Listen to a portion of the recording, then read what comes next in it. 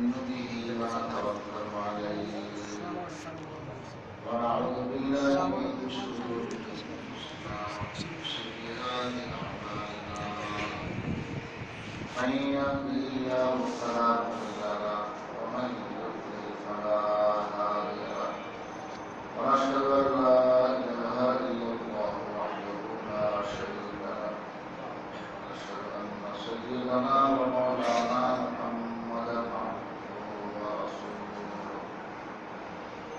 أرسله إلى الناس كافة بشيرا ونذيرا وداعيا إلى الله بإذنه وسراجا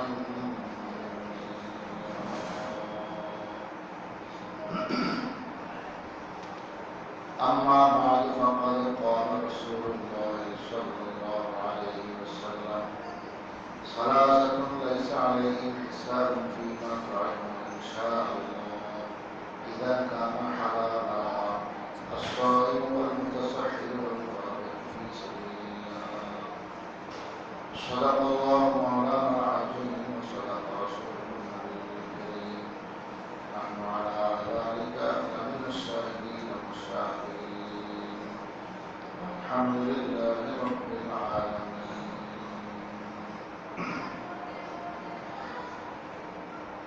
محترم মুসল্লিয়ান কিরাম আল্লাহ রাব্বুল আলামিনের অশেষ মেহেরবানিতে তিনি আমাদেরকে এই মুবারক রমজানের বড়ই বরকতময় জুমার দিন তারপরে আগে আগে পৌঁছার তৌফিক দিয়েছেন। আমরা দিন থেকে শুকরিয়া করব আলহামদুলিল্লাহ।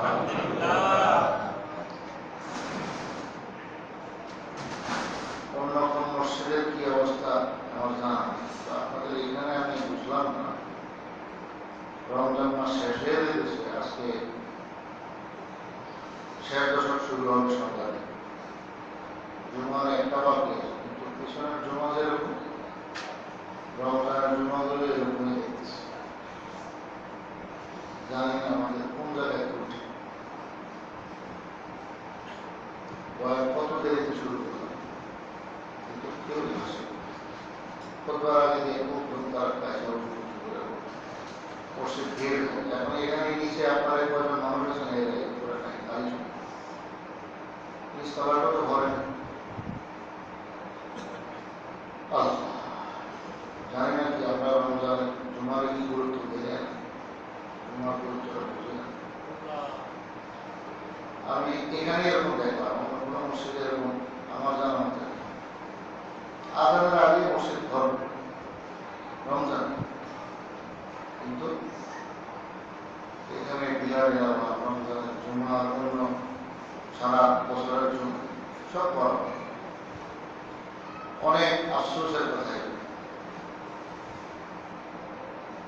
আল্লাহ আমাদেরকে দান করুন।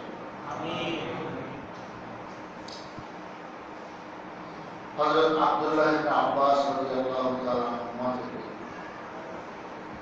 এখানে হাদিস তেলাওয়াত করেছেন। উনি বলেন রাসূলুল্লাহ সাল্লাল্লাহু আলাইহি ওয়াসাল্লাম ইরশাদ করেন, তিন ব্যক্তি যে হালাল খানা গেজা খাইবে এর কোনো হিসাব নেই। তিন ব্যক্তি হালাল গেজা মানে গেজা খাদ্য হালাল খাইলে পরকালে হিসাব নেই। এক হলো আর-সাইম, রোজাদার রোজা ইফতারের সময় যা করে এটা তার হিসাব। দিনবার না করে কিছু খাবি না, হারাম। বেড়া করলে এবার যা মাসে আসবো এটা হিসাব। আরেকটা হলো ওয়াল মুতাসাহহির, সেহরিতে যা খাবে এটা হিসাব। খানাটা হালাল হইতে রোজা অন্তত দুই টাইমে খাও, সেহরির টাইম ইফতার, এই দুটো টাইমের খানা হিসাব দিতে হবে।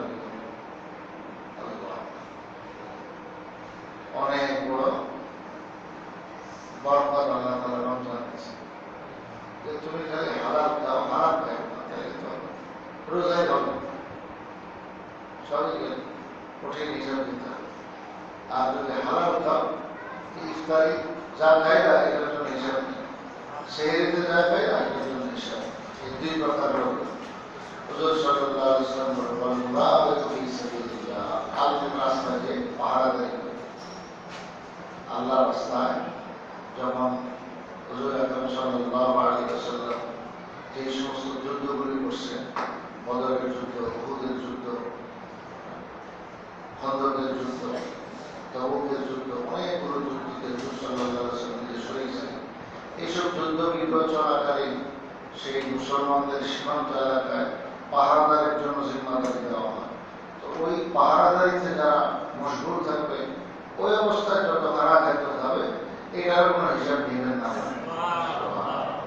এই তিনটা বুঝি তিনজনের রোজার ইফতারিতে রোজার সেহরিতে এবং আল্লাহ রাস্তায় পাহারাদারিতে এই তিন সময় একজন মুসলমান আল্লাহর বান্দা যা খাইবে এর জন্য কোনো হিসাব করতে হবে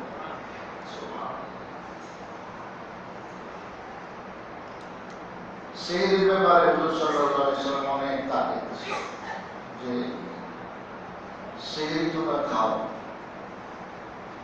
এখন শারীরিক সমস্যা পেটের সমস্যা অসুবিধার কারণে অনেকে শেষ রাত্রে খাইতে পারেন তো মধ্যরাত্রে খাই পারেন বা তারাবির পরে যে ভালো করে খান এটাই তার খানা এটাই তার রোজার খানা আর খান তো মনে করে যে আমি তো সেহরি খাইলাম না আসলে সেহরি কাকে বলে এটা আমরা বুঝি সেহরি আমরা মনে করি যে একদম ডাল ভাত খাইতে হবে পেট ভরে খাইতে হবে তাহলে সেহরি না সেহরি মানে হলো এই শেষ রাত্রে রোজা রাখবে এই নিয়তে সেহরির নিয়তে যেটা খুশি একটু কিছু খাও একটা খেজুর খাইলো সেহরি হয়ে গেল এক গ্লাস পানি যদি খায় এত তো হয়ে গেল এক গ্লাস পানি খাইলো সেহরির নিয়তে তাও আর সেহরির মধ্যে হুজুর সাল্লাল্লাহু আলাইহি ওয়াসাল্লাম বলেন ইন্নাল্লাহা ওয়া মালাইকাতাহু ইউসাল্লুনা আলাল মুতাসাহহিরিন সেহরি খানে ওয়ালাদের উপরে আল্লাহ এবং তার রহমতের ফেরেশতাগণ রহমত নাযিল করতে থাকে সুবহানাল্লাহ তো এই রহমত থেকে মারুম হবে যদি সে এই সেহরি খাওয়া থেকে বিরত থাকে তো এই খাওয়ার মধ্যে আল্লাহ তাআলা আমার কথা রাখছেন এবং সওয়াব রাখছেন এবং খাওয়া বলতে সে পানি খেলে হলো একটা খেজুরের ডালি নিয়ে ইফতারের সময় যেরকম খেজুর খায় হুজুর সাল্লাল্লাহু আলাইহি ওয়াসাল্লাম বলেন যে তোমরা ইফতার করবা তাহলে খেজুর দিয়ে এবং সেই অন্য খানা টানার কোনো ইন্তজাম নাই একটা খেজুর খাও ইন্তজাম নাই এটা অথবা খানার ব্যবস্থা আছে কিন্তু সে খাবে না তার সমস্যার কারণে শারীরিক কোনো অসুবিধা তাইলে হুজুর সাল্লাল্লাহু আলাইহি ওয়াসাল্লাম একটা খেজুরই খাও আল্লাহ রাসূল বলেন যে নি'মাস সাহুরু আত-তাম উত্তম সেহরি হলো খেজুর মানে খেজুর খাইলো সেহরি হয়ে গেল তাহলে খেজুর খেয়ে তুমি একটাই খাও বেশি দাও একটা খেজুর খেয়ে পানি খাও বস এতে সেহরি সব হবে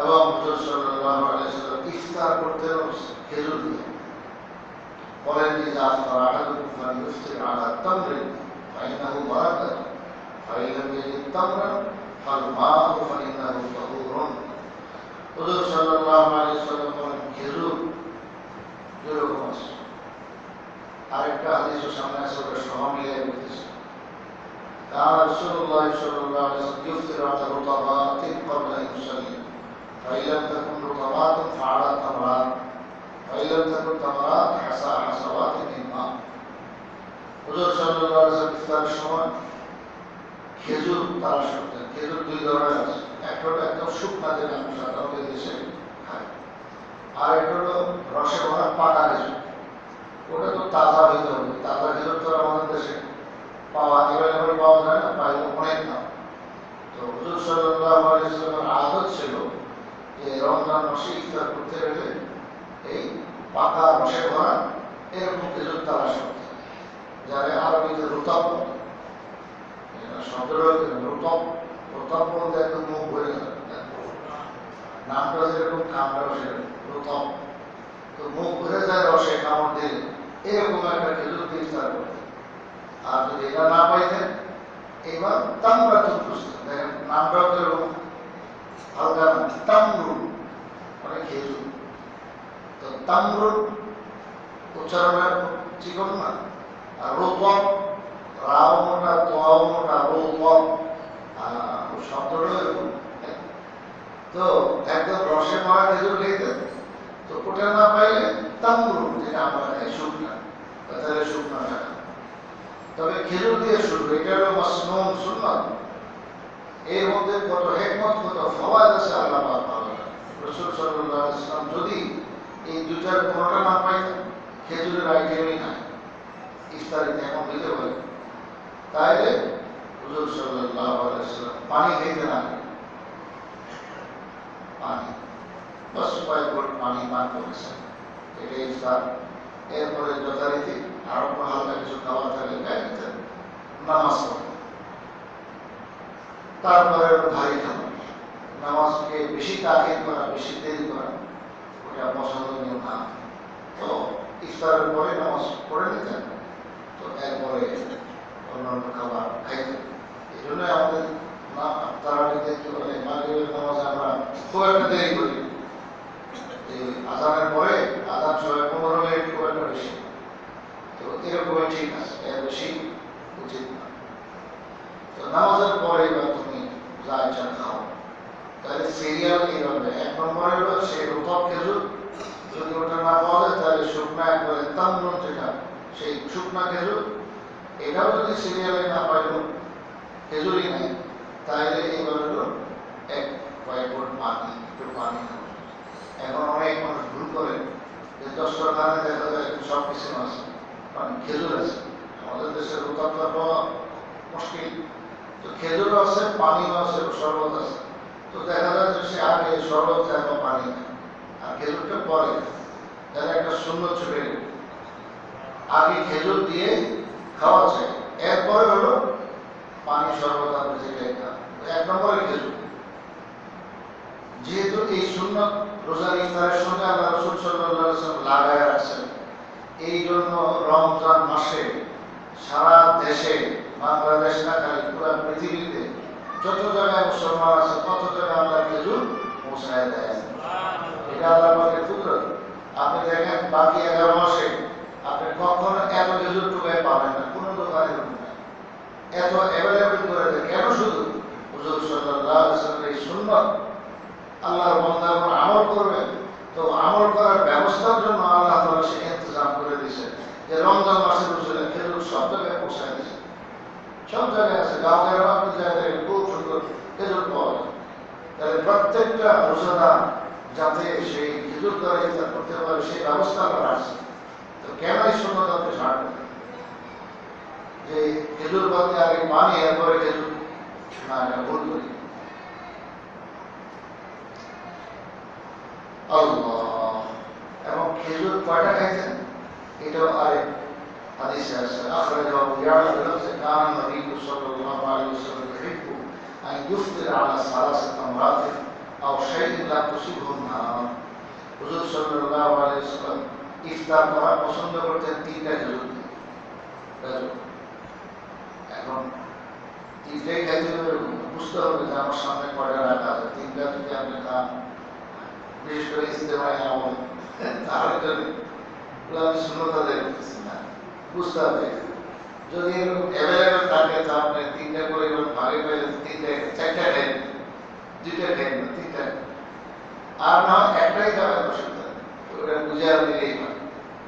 হুজুর সাল্লাল্লাহু আলাইহি ওয়াসাল্লাম পছন্দ করতেন 3টা খেজুর দ্বারা ইফতার করা, আর শাইইন লা তুসিবহু নার, অথবা এমন বস্তু দ্বারা ইফতার করা যেটা আগুনে ছোঁয় নাই, আগুনের কাছে লাগে নাই, এমন বস্তু।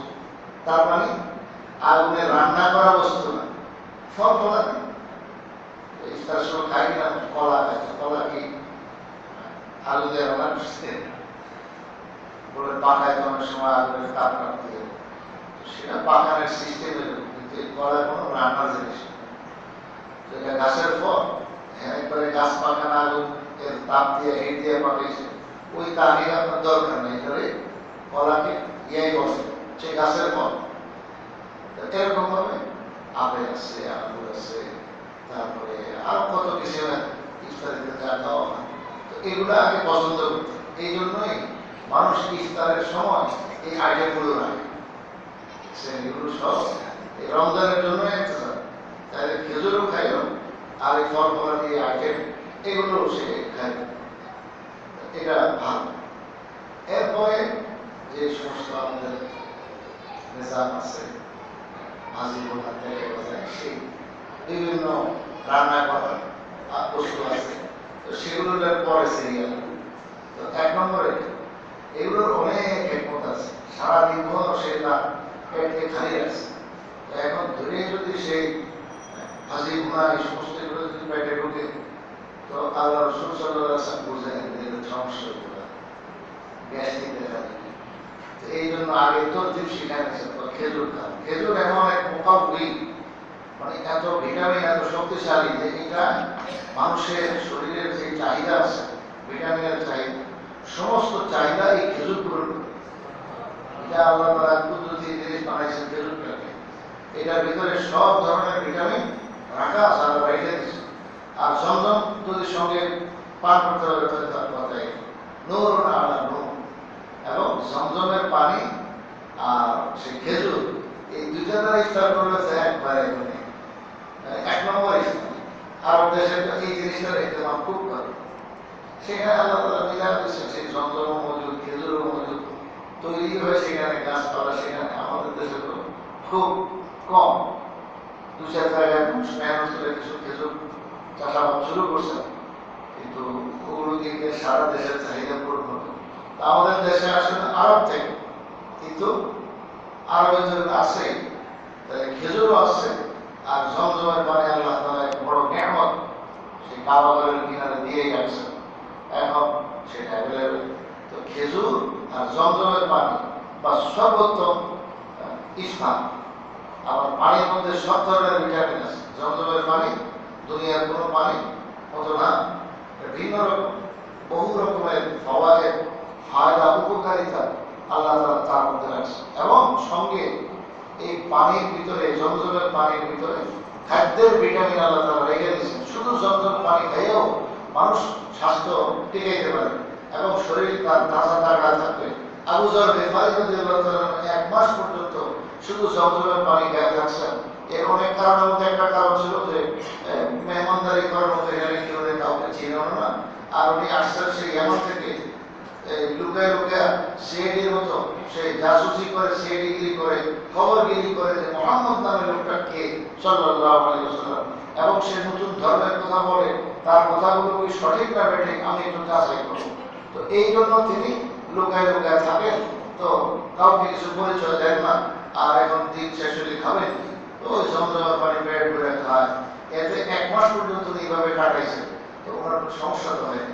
মুসলিম শরীফে আছে যে আবু যর গিফারী রাদিয়াল্লাহু তাআলা এই ঘটনা তিনি বলেন যে 1 মাস পর্যন্ত জমজম পানির পানি আপনার আমি পান করে থাকার কারণে আমার পেটের একদম চর্বি বেড়ে গেছে, মানে শরীর এত তাজা মোটা হয়েছে যে আমি সেই কাপড় পিনলে, লুঙ্গি পিনলে আমার চামড়া উপর দিয়ে ঝুলে পড়ে। আল্লাহ, তো এই জমজমের পানির ভিতরে খাদ্যের সেই ভিটামিন আল্লাহ তাআলা রেখে দিয়েছে, শুধু জমজমের পানি খেয়ে থাকতে পারে। তো জমজমের পানি আর খেজুর দুইটা যদি হয় তাহলে তো একবার নূর আলা নূর, নূরের উপরেই নূর, বরকতের উপরেই বরকত। কারণ আমাদের দেশে কি সেই জমজমের পানি আপনি অ্যাভেলেবেল পাইবেন? যদি ব্যবস্থা থাকে তা আপনি খান, উমরায় গেছেন, হজে গেছেন, আপনি নিয়ে আসছেন, আপনার ব্যবস্থা আছে, তো একটু খান, খুব বেশি খাইতে তো ভালো হয় না, একটু খেজুরের মতো, খেজুর একটা খাইলেন, তো এরকম ছোট একটা পাত্র নিয়ে ওটুক দিয়ে আপনি ইফতারের সময় খান, বরকতি বরকত। আল্লাহু আকবার। এরপরে হুজুর সাল্লাল্লাহু আলাইহি ওয়াসাল্লাম আরেকটা কথা বলেন, লা ইয়াজালু নাসু বিখাইরিন মা আজ্জালুল ফিতরা। ইফতার দেরিতে করা যায়, আবার আগে আগেও করা যায়, মানে টাইম হওয়া মাত্র। দুই সুরত আছে, একটা হলো টাইম হওয়া মাত্র ইফতার, আরেকটা হলো টাইম হওয়ার পরেও দেরি করা। এখন কোনো উজর যদি থাকে যে আপনি কোনো বিপদে বসেন, আটকা বসেন, কথার কথা নেই, তুফান বৃষ্টি এরকম হয়, রাস্তাঘাটে এমন কোনো জায়গায় এসে বসছেন যে যে আপনি ইফতার করার মতো কোনো কিছু পাইলেন না, কিনবেন সে পয়সা আছে কিন্তু কেনার ব্যবস্থা পাইলেন না, এমন করতে পারে। এই কারণে একটু দেরি হতে পারে, সেটা ভিন্ন ওজন। কিন্তু সাধারণ দেরি করা ঠিক না। হুজুর সাল্লাল্লাহু আলাইহি ওয়াসাল্লাম আমার উম্মত ভালাইয়ের উপরে থাকবে যতক্ষণ পর্যন্ত সে ইফতারের টাইম হওয়া মাত্রই ইফতার করে ফেলে। এই উম্মতের জন্য এটা বড় বৈশিষ্ট্য, ইফতারের টাইম হওয়া মাত্রই ইফতার করে ফেলা, দেরি না করা। আর সেহরিটার উল্টা, একদম আখেরি টাইম, একদম আখেরি বলতে অন্তত 5 মিনিট, কমপক্ষে 5 মিনিট হাতে, যে টাইমে শেষ, মনে করেন 40 শেষ, তাহলে 35 একদম খাওয়া শেষ করে দাও, যাতে তুমি বর্ডারের অনেক আগে ছেড়ে দাও, সতর্ক থাকো। তো এই শেষ টাইমে খাওয়া, একদম টাইম শেষ হওয়ার 5 মিনিট আগ পর্যন্ত আপনার সেহরি খাওয়া, এইসব মানে আগে খানা খাইয়ে নিলেন, কোথার কথা 3টা থেকে শুরু করলেন, খাইতে খাইতে আপনি লাস্টে যদি সেহরি নিয়তে পানি খান, তো আপনার সেহরিটা শেষ টাইমে খাওয়া পানি দিয়ে আপনি শেষ করেন। 5 মিনিট আগে পানি খেয়ে বস নিয়ত করে যে আমার সেহরি আজকের জন্য শেষ, আর কিছু খাবো না, ঔষধ পড়ি, পান খান, যা কিছু খাওয়া সব আপনি খতম করেন 5 মিনিট আগে, তাইলে শেষ দিকে খাওয়া হলো। হুজুর সাল্লাল্লাহু আলাইহি ওয়াসাল্লাম বলেন আমার উম্মত ততক্ষণ ভাড়ায় উপরে থাকবে, তাদের উপরে খায়ের বরকত থাকবে যতক্ষণ সেহরি তারা একদম শেষ টাইমে খায়, আর ইফতার আউয়াল ওয়াক্তে খায়। ইফতারের আউয়াল ওয়াক্তে, সেহরির শেষ ওয়াক্তে, এই দুইটা হলো ফজিলতপূর্ণ। হযরত আবু মুসা আশআরী রাদিয়াল্লাহু তাআলা আর আব্দুল্লাহ ইবনে মাসউদ রাদিয়াল্লাহু তাআলা দুইজনের আমল ব্যতিক্রম ছিল। যে একজন খুব ভয়ে ভয়ে ইফতার করতেন অনেক দেরি, সূর্য ডুবছেনি, ভালো করে ডুবছেনি, ভালো করে ডুবছেনি, তো কত সতর্ক, এই জন্য একটু দেরি হয়ে যেত। আর সেহরি একবারে মাছ রাতে খায় হয়ে যেত। আর বিশেষ ব্যাপারও ছিল ওই জন্য ঘড়ি টড়ির ইন্তজাম তো ছিল না, তো উনি ডরে ডরে অনেক আগে খায় বসে থাকেন। আরেকজন পুরো নিয়ম মতো ইফতারের টাইম হওয়া মাত্র ইফতার করে ফেলতেন, আর সেহরি একদম শেষ দিকে যায় উনি সেহরি খেতেন। আমাদের আয়েশা রাদিয়াল্লাহু আনহাকে প্রশ্ন করা হলো এই দুইজনের মধ্যে ভালো কে, আসল সুন্নাত কে আদায় করতেছে? আমাদের আয়েশা রাদিয়াল্লাহু আনহা বলেন আগের নাম বলো, কে দেরি করে, সেহরির মধ্যে করে হলো আগে আগে, ইফতারের মধ্যে করে দেরি, এটা কে? কয়টা হলো আবু মুসা আশআরী রাদিয়াল্লাহু আনহু। আর ইফতারের টাইম হওয়া মাত্র ইফতার করে ফেলে এবং সেহরি খায় শেষ টাইমে, এটা কে? এটা করে হযরত আব্দুল্লাহ ইবনে মাসউদ রাদিয়াল্লাহু তাআলা আনহু। হযরত আমাদের আয়েশা রাদিয়াল্লাহু আনহা বলেন আব্দুল্লাহ ইবনে মাসউদ যা করতেছে এটাই হলো নবীজির আসল সুন্নাত। তো কাজে ইফতারের মধ্যে হলো আগে আগে, সেহরির মধ্যে হলো শেষে। তবে সন্দেহযুক্ত টাইমের মধ্যে যেন না পড়ে, এই ব্যাপারে সতর্ক থাকতে হবে। এখন আল্লাহ তাআলা আমাদের জন্য ঘড়ি দিয়েছেন, কত রকম ব্যবস্থা দিয়েছেন, তো আপনি সন্দেহযুক্ত টাইম যাবেন কেন? কথার কথা 40-এ যদি শেষ হয়, আপনি 35-এর মধ্যে একদম পুরো টোটাল খাওয়া দাওয়া সব বন্ধ করেন, রোজার নিয়ত তখন থেকে হয়ে যাবে। এটা হলো সর্বোত্তম সওয়াবের আমল, সওয়াবের কাজ। আর এই হাদিসে হুজুর সাল্লাল্লাহু আলাইহি ওয়াসাল্লাম বলেন যে আল্লাহ তাআলা 3টা জিনিস পছন্দ করেন, সালাসাতুন ইউহিব্বুহা আল্লাহ, 3টা জিনিসকে আল্লাহ তাআলা খুব ভালোবাসেন। এক হলো তাজিলুল ইফতার, ইফতার দ্রুত করা, টাইম হলেই দেরি না করা। তাখিরুস সুহুর, সেহরি আখেরি টাইমে খাওয়া। 3 নম্বর যরবুল ইয়াদাইনি ইহদাহুমা আলা উখরা ফিস সালাত, নামাজের মধ্যে আপনার তাকবীরে তাহরিমা বাঁধার পর পরে হাত ভেজা ফেলা, হাতের উপরে হাত রেখে হাত ভেজা ফেলা, এটা আল্লাহ তাআলা খুব পছন্দ করেন। দুইটা তো রমজানের সাথে সম্পৃক্ত, আর নামাজ তো সারা বছরই, যে আল্লাহু আকবার বলে হাত ভেজা ফেলা, দেরি না করা, এটা আল্লাহ তাআলা খুব পছন্দ করেন। আল্লাহু আকবার।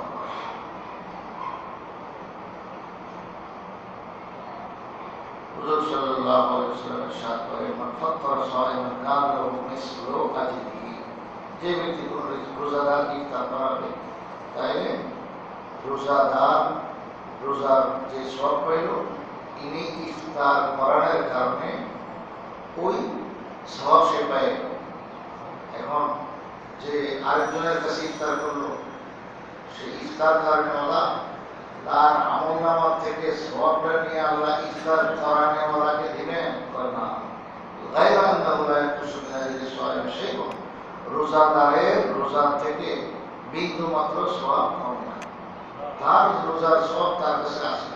শুধু আরেকজন ইফতার খাওয়াইছে, সে যদি ইফতারটা গ্রহণ করে তাহলে এই রোজা রাখনেওয়ালা এর সমপরিমাণ সওয়াব ইফতার করানোওয়ালা তার আমল পেয়ে গেল।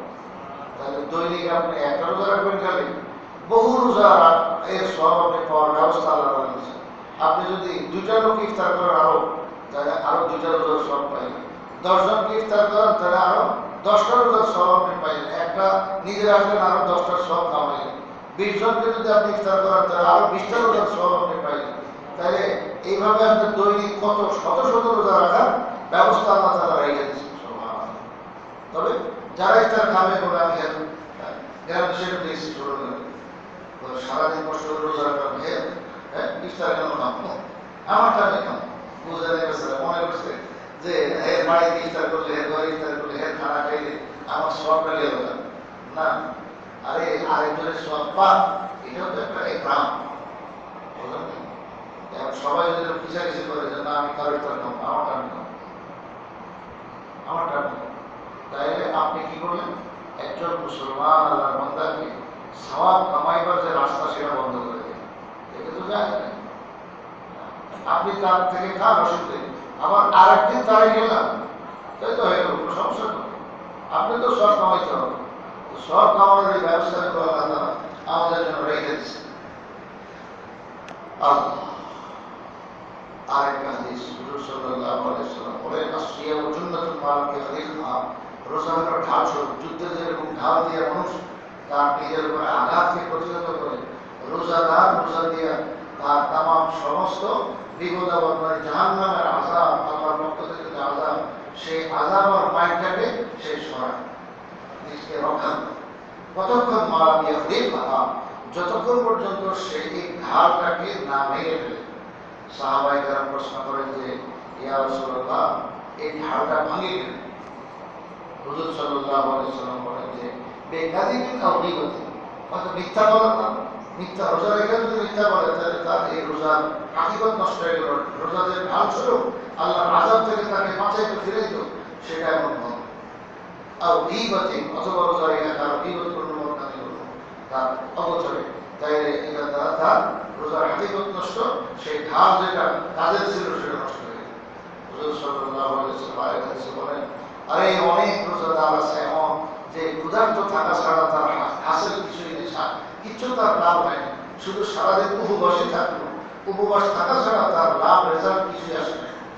মানে রোজা রেখে সে কি করছে, রোজা রেখে মিথ্যা কথা করছে, রোজা রেখে গুনাহ কাজ করছে, কবিরা গুনাহ করছে, সগীরা তো আছে, তাইলে রোজার হাকিকত নষ্ট।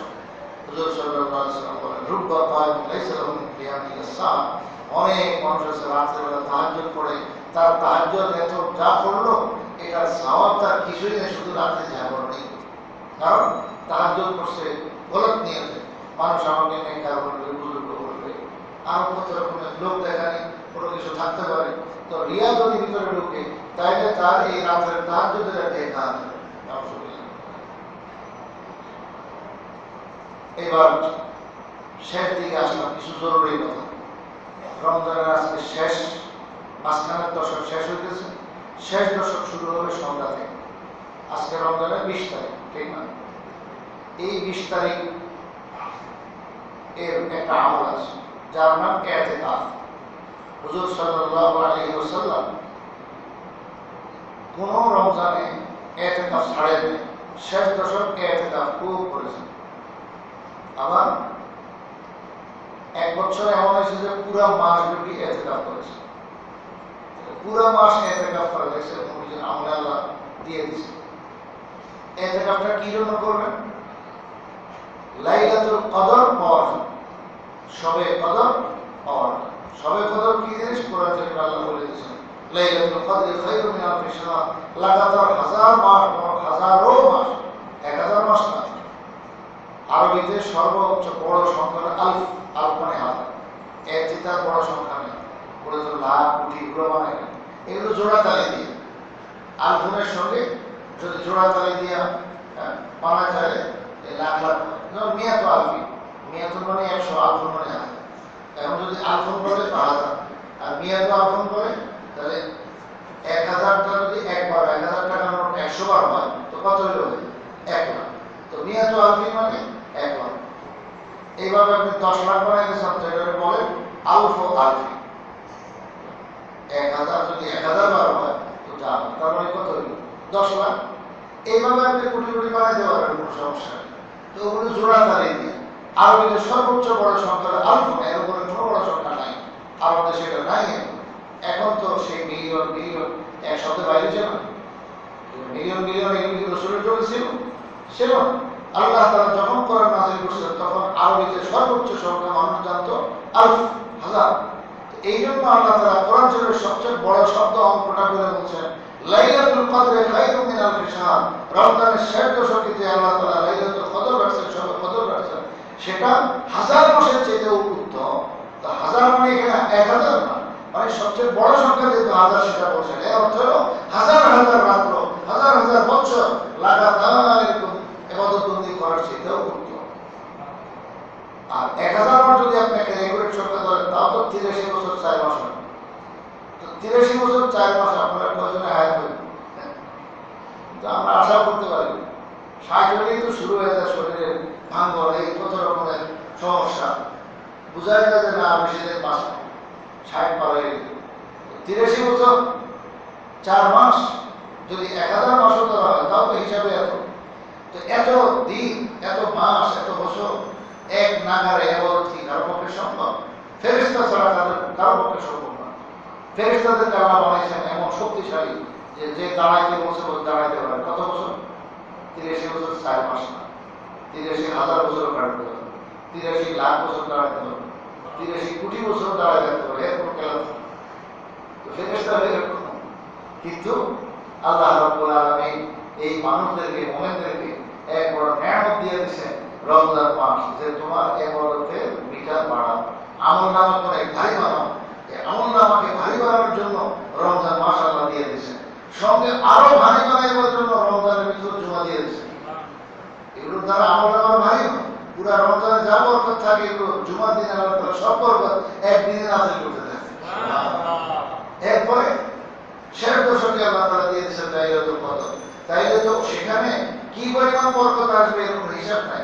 আমলনামা কত উপরে চড়বে। হুজুর সাল্লাল্লাহু আলাইহি ওয়াসাল্লাম এই লাইলাতুল কদরটা পাওয়ার জন্য, যেটা হাজার হাজার মাস লাগাতার ইবাদত করার চেয়ে বেশি উত্তম, সেটা ধরার জন্য এত বেশি উৎগ্রীব আগ্রহী, যার কারণে প্রথম 1 বছরে মনে হয়েছে যে একেবারে রমজান শুরু হয়েছে বলে এতে শুরু করছে। 10 দিন যখন শেষ হলো, জিবরাইল আলাইহিস সালাম এসে বলেন, হুজুর আপনি যে জিনিস তালাশ করেন এটা সামনে। তো হুজুর সাল্লাল্লাহু আলাইহি ওয়াসাল্লাম বলেন যে হ্যাঁ ঠিক আছে, আমিও আছি, লাইলাতুল কদর ছুটতে দিব না, আমিও আছি। আপনার বাস মাঝখানে 10 তোমার কাটাই হয়তো ভাবছেন যে এইবার তো পাই গেছি, যে আজকের এই তারিখ পর্যন্ত 20 তারিখে এলো। হুজুর সাল্লাল্লাহু আলাইহি ওয়াসাল্লামকে জিবরাইল আলাইহিস সালাম এসে বলতেছেন, হুজুর যে জিনিস তালাশ করতেছে এটা সামনে। দেখছেন, মানে এক হিকমতে আল্লাহর নবীকে আল্লাহ তাআলা ইবাদত করায় দিয়েছে পুরা মাস ব্যাপী এতেকাফ করবেন। তো 20 দিন গেল। এবার হুজুর সাল্লাল্লাহু আলাইহি ওয়াসাল্লাম একটু টেনশনে পড়লেন যে আমার সাহাবীরা ঘর আছে, সংসার আছে, কতজনের কত জরুরত থাকতে পারে। আর আগে থেকে যেরকম পুরো 1 মাস এতেকাফ করবেন এরকম প্রোগ্রাম শোনেন নাই। তো এই জন্য ঘোষণা দিয়েছেন, আমার সাহাবীরা 20 তারিখ আজকের এই তারিখ কি ঘোষণা দিয়েছেন যে আমাকে জিবরাইল আলাইহিস সালাম বলে দিয়েছেন যে জিনিস আমরা তালাশ করতেছি এর সামনের দশক, শেষ দশক। তো এখন পিছনের 2 দশক চলে গেল, আজকে 20 তারিখ। তো তোমাদের যা কষ্ট হয়, কোনো সাংসারিক জরুরত আছে, তাহলে সে চাইতে পারে। তবে লাইলাতুল কদর যদি পাইতে হয় আরো 10 দিন কষ্ট করতে হবে। হুজুর সাল্লাল্লাহু আলাইহি ওয়াসাল্লামের এই ঘোষণার পরে সাহাবায়ে কেরাম বলেন, ইয়া রাসূলুল্লাহ আমরা তো তার জন্য আসিনি, আপনি আছেন আমরা তো আছি। কেউ যায়, একজন সাহাবীও যায়, পুরা মসজিদ করা সাহাবায়ে কেরাম। তো পরে শেষ দশকও ইতিকাফ করলেন। এই সুবাদে কি হয়ে গেল, পূর্ণ 1 মাস ইতিকাফ। এরপরে থেকে জেনে গেছেন যে শেষ দশক। তো তারপরে শেষ দশকের ইহতিমাম করতেন সবসময়, কোনো সময় শেষ দশকের ইতিকাফ ছাড়েন না, একবারই শুধু 1 মাস করেছেন। আচ্ছা, এরপরে একবার যুদ্ধের কারণে হুজুর সাল্লাল্লাহু আলাইহি ওয়াসাল্লাম রমজানের শেষ দশক এতেকাফ করতে পারেন, একটা বছর এবং গেল। পরবর্তী রমজান আসতে পারে হুজুর সাল্লাল্লাহু আলাইহি ওয়াসাল্লাম মাঝখানের দশক সহ মোট 20 দিন এতেকাফ করেছে। মাঝখানের দশক এটা হলো গত বছরের এতেকাফের কাজা, আর শেষ দশক তো এই রমজানে লাইলাতুল কদর পাওয়ার জন্য। আমলটা এত গুরুত্ব দিচ্ছেন যে গত বছর রমজানের শেষ দশক করতে পারেন না, পরবর্তী বছরে রমজানে 20 দিন করে ফেলছেন পিছনেরটার কাজা সহ। তাহলে এতেকাফের কাজা পর্যন্ত করেছে। বন্দা কোনো আমল করলে যদি কোনো কারণে ছুটে যায় তাহলে পরবর্তীতে করে নেওয়া, এটাই হলো রাসূলের তরিকা, সুন্নাত। এবং আল্লাহ তাআলাও বলছেন যে আল্লাহ তাআলা তোমাদের জন্য দিন রাত বানাইছেন কিরকম খিফা লিমান আরাদা আন ইয়াতাযাক্কারা আও আরাদা শুকুরা, যে আল্লাহ শুকরিয়া আদায় করতে চায়, আল্লাহকে স্মরণ করতে চায়, ইবাদত বন্দেগী করতে চায়। যদি রাতের বেলাটা ছুটে যায় দিনের বেলায় করো, দিনের বেলাটা পূর্ণশত ব্যস্ততার কারণে কোনটাতে ছুটে গেছে তো রাতে আদায় করে নাও, বাস পরবর্তীতে আদায় করলেও সময় মতো আদায় করলে যে সব আমি রব্বুল আলামিন সেই সব তোমাকে দিয়ে তো হুজুর সাল্লাল্লাহু আলাইহি ওয়াসাল্লাম কাজা করেছে। তাই এই ইতিকাফের গুরুত্ব এত বেশি আল্লাহ রাসূল দিয়েছেন যে একটি বছরও ছাড়েন নাই। সে 8 বছর ছিল। আপনারা পিছনে শুনছেন যে রমজান আসছে কি হিজরতের দ্বিতীয় বছর। তো হিজরতের দ্বিতীয় বছর রমজান থেকে নিয়ে রাসূল ইন্তেকাল পর্যন্ত এই 8টা বা 9টা যেটাই হোক, এই 8টা বা 9টা রমজান, কিন্তু কোন রমজানে রাসূল সাল্লাল্লাহু আলাইহি ওয়াসাল্লাম ইতিকাফ ছাড়েন নাই। আর প্রথম তো ইতিকাফ পুরো মাস ব্যাপী করেছিলেন। তো এই সব কিছুর পর উম্মতের জন্য এটা ফরজ আর ওয়াজিব তো হয় না, আল্লাহর মেহেরবানি, কিন্তু সুন্নতে মুআক্কাদা বহুত বড় গুরুত্বপূর্ণ আমল। যে করবে সে ভাগ্যবান, অসংখ্য রহমত বরকত সে পেয়ে যাবে। লাইলাতুল কদর তার জন্য মিস নাই। যে আপনার ইতিকাফে সেই 20 তারিখ বেলা ডুবার আগে ইতিকাফের নিয়তে মসজিদে ঢুকবে আর চাঁদ উঠলে পরে তার ছুটি, এই মাঝখানে 9 দিন হোক বা 10 দিন হোক, চাঁদ 29 হয়, তো এই 9-10 দিন শেষ দশক মসজিদে থাকার দ্বারা তার একদম গ্যারান্টি দেওয়া যাবে যে সে কি পেয়ে গেছে, লাইলাতুল কদর পেয়ে গেছে। এটা হলো সবচেয়ে বড় জিনিস। এরকম 10 বছরের 10টা ইতিকাফ যদি আপনি করতে পারেন তো 10 বার লাইলাতুল কদর পাইলে বুঝেন কত হাজার বছরের ইবাদত হয়ে যাবে। আল্লাহ এই উম্মতের জন্য একটা বড় সুবর্ণ সুযোগ আল্লাহ রাসূল এটা দিয়ে রাখছেন। আর ফজিলত কি বলছেন হুজুর সাল্লাল্লাহু আলাইহি ওয়াসাল্লাম বলেন যে মান ইয়াতাকাফা আসরান ফি রমাদান, রমজানের দশক, দশক মানে এখানে শেষ দশক, যে ব্যক্তি ইতিকাফ করবে সুন্নতে মুআক্কাদা ইতিকাফ করবে, কানা কাহাজ্জাতাইনি ওয়া উমরাতাইনি, তাইলে তার 2টা হজ এবং 2টা উমরা, মোট 4টা, 2 হজ 2 উমরার যে সওয়াব, সেই সওয়াব আল্লাহ তাআলা তাকে এই ইতিকাফের বদৌলতে দিবেন। সুবহানাল্লাহ। এই জন্য হুজুর সাল্লাল্লাহু আলাইহি ওয়াসাল্লাম ইতিকাফের জন্য এত বেশি আগ্রহী ছিলেন এবং এত বেশি গুরুত্ব সহকারে ইবাদত বন্দেগী করতেন। ইতিকাফের অর্থই হলো যে আপনার আল্লাহর দুয়ারে দরবারে এসে পড়ে থাকা, যে আল্লাহ তোমাকে পাওয়ার জন্য, তোমার ইবাদত বন্দেগী করার জন্য একবারে 20 দিন তো যেরকমই গেল, আল্লাহ শেষ পর্যন্ত তোমার দুয়ারে এসে পড়ে থাকলাম তোমাকে পাওয়ার জন্য, তোমাকে রাজি খুশি করার জন্য, বাস আল্লাহর ঘরে এসে পড়ে থাকা। এরপরে মসজিদে এসে গেলে বাস এখন যতক্ষণ সে মসজিদে আসে, যতক্ষণ মানে সেই ধানগুলো পর্যন্ত শুধু জরুরতের জন্য, পেশা পায়খানা উজু ইস্তেঞ্জা এগুলোর জরুরতের জন্য সে যাবে, আর না হয় আর কোনো জরুরতের জন্য সে মসজিদের বাইরে যাবে না। ঘুমানি এখানে, খাওয়া এখানে, থাকা এখানে, সব কিছু এখানে, সব আল্লাহ ইজাজত দিয়ে দিয়েছেন। এবং এই সওয়াব হলো যে লাইলাতুল কদর পেয়ে গেল, এবং আর যা ইবাদত বন্দেগীর ভিতরে করবে যত তেলাওয়াত এবং নফল যত আমল, এগুলোর দ্বারা তো তার সেই ইতিকাফ আরো দামি হবে, আরো দামি হবে, আমল অনেক উন্নত। শেষ কথা, রমজান মাস গত সপ্তাহে আপনাদের সেই হয়েছে কি বলে যাকাত সম্পর্কে এখানে উলামায়ে কেরামের নামে আপনাদেরকে শোনানো হয়েছে, শোনাইছি। তো আপনারা যাকাত সম্পর্কে সব শুনেছেন যে যাকাত দেওয়া ফরজ, না দিলে কত মুসিবত, এই হাদিসগুলো শুনছেন, এবং যাকাত কার করে ফরজ, মাসলা মাসাইল কি, এগুলো সব জানছেন। এখন যাকাত এই রমজানে যাদের নিয়ম আছে রমজানে আদায় করে দিবে, রমজানে আদায় করলে সব অনেক বেশি হয়। তো এই যাকাতের খাত কোথায়, এটাও আপনারা বিস্তারিত শুনেছেন। যাকাতের খাতের মধ্যে আপনার আত্মীয় স্বজন, 1 নম্বর হলো আপনার গরিব আত্মীয় স্বজন, এদের খবর রাখেন, আত্মীয় স্বজনদের খবর রাখবেন। যারা যাকাত খাওয়ার পর্যন্ত তাদেরকে যাকাত দিলে ডবল সওয়াব। এক সওয়াব হলো যাকাত আদায় করা, দ্বিতীয় সওয়াব হলো সেই যাকাত টাকা দিয়ে আপনি আত্মীয়র খোঁজখবর নিলেন, সেভাবে হেল্প করলেন, আত্মীয়তার হক আদায় করলেন, তো এটা আড়াই সব, 200। এইভাবে এই নিজের আত্মীয় স্বজন পাড়া প্রতিবেশী এগুলো খেয়াল রাখার পরে দ্বিতীয় আরেকটা উত্তম খাত হলো যেখানে এই দিনের চর্চা হয়, তালিবে ইলম পাওয়া যায়, এই সমস্ত তালিবে ইলমের পিছনে খরচ করা, এটা হলো আরেকটা যাকাতের উত্তম খাত, যেখানে ব্যয় করলে সে এই দিনেরও সহযোগিতা হয়ে গেল, এই দিন শিক্ষা, দিন শিক্ষা। আর যে সমস্ত বেসরকারি মাদ্রাসা, কওমি মাদ্রাসাগুলো আছে, এগুলো সাধারণত এই যাকাত এবং সাদাকাত এবং খায়রাতের এবং ফিতরাত এই সমস্ত টাকাগুলো একটা বড় অঙ্ক, এই ফান্ডের টাকাগুলো সেখানে মাদ্রাসাগুলোতে পৌঁছে। এর দ্বারা দিনী প্রতিষ্ঠানগুলো টিকে আছে, আমাদের দেশে ইসলাম ইমান এগুলো টিকে আছে। তো এটা সেই সমস্ত খাতে ব্যয় করা, এটা বহুত বড় উত্তম তরিকা।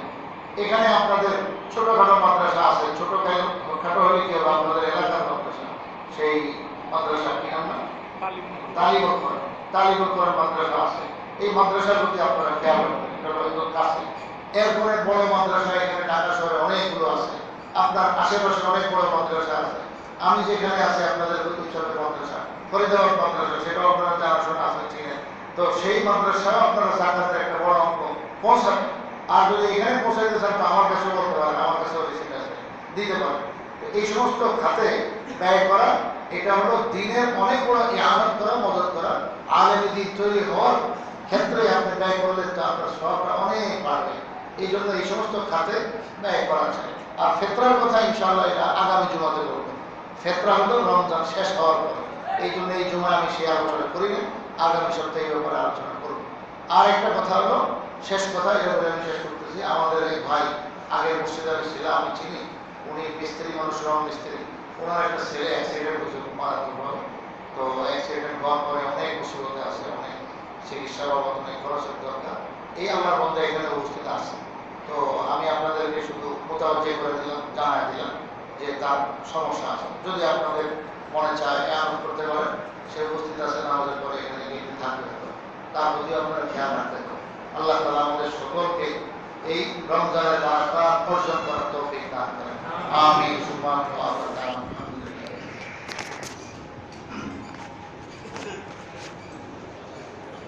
গাড়িটা